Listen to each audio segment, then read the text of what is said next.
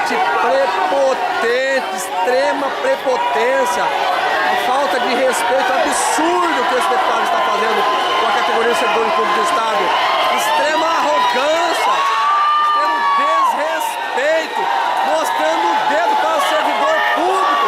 Isso é uma vergonha para o deputado estadual, uma vergonha.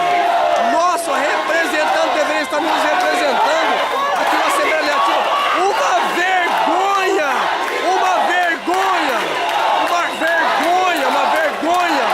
Deputado nojento, irresponsável, desrespeitoso, humilhação para nós, servidores desse Estado, uma tremenda vergonha, uma covardia, tamanho desrespeito, tamanha prepotência desse deputado, covardia, covardia, eleito por nós, nós elegemos esse deputado para nos representar.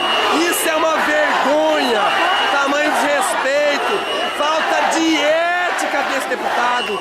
Isso jamais deveria estar acontecendo nesta Assembleia Legislativa, Casa de Leis, onde deveria ser respeitados os servidores. Esse deputado está cometendo um tremendo equívoco contra o servidor público eleito por nossos servidores.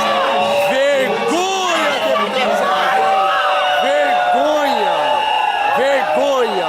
E nesse momento está sendo aberta a plenária, onde o presidente da casa, Guilherme Maluf, está numa tentativa de abrir a sessão desta plenária.